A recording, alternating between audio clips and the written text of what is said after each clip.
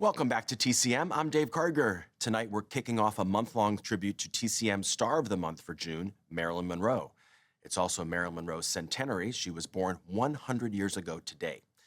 After slowly finding her footing in Hollywood in the late 1940s and early 50s, Monroe broke through as a major star in 1953, thanks to a trio of box office hits released that year: Niagara, Gentlemen Prefer Blondes, and the movie that you're about to see. From 20th Century Fox, also starring Lauren Bacall and Betty Grable, it's How to Marry a Millionaire. Filmed in widescreen CinemaScope and glorious Technicolor, this romantic comedy revolves around three New York City models who plan to secure their futures by finding wealthy husbands. To improve their chances, they pool their limited resources and rent a luxury apartment, figuring that the rich setting will attract the right kind of men. Going into production, many people on the Fox lot worried that the three leading ladies would clash. They were especially concerned about fireworks between Betty Grable and Marilyn Monroe.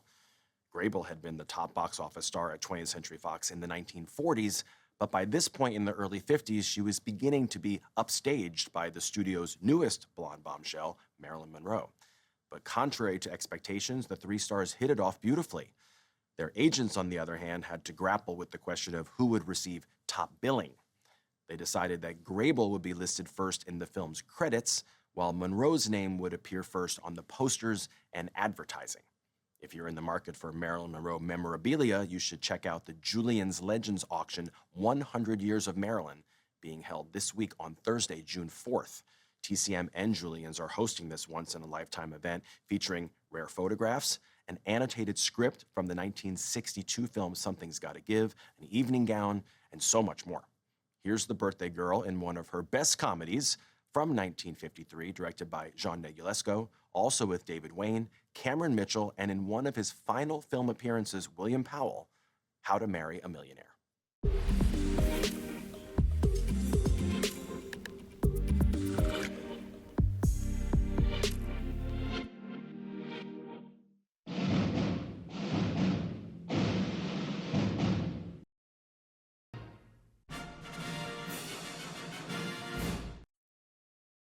In his autobiography, director Jean Negulesco recalled that Marilyn Monroe was hesitant to appear in How to Marry a Millionaire.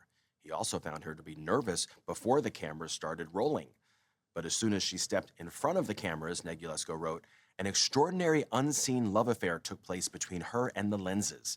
Marilyn knew how to make the audience see what she really wanted them to see. When it came to easing Monroe's apprehensions, her co-stars Betty Grable and Lauren Bacall couldn't have been more kind. During a press conference, Grable went so far as to take one reporter aside to pay Monroe a great compliment. She said, she's the biggest thing that's happened in this town in years. She'll make it to the top.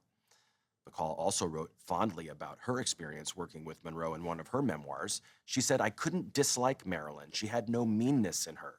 Grable and I decided we'd try to make it easier for her, make her feel she could trust us. I think she finally did. Up next, Marilyn Monroe returns in a screwball comedy from 1952 starring Cary Grant and Ginger Rogers. Next on TCM, Monkey Business, then Ladies of the Chorus, and later, Armored Car Robbery. Make a clean getaway with TCM tonight.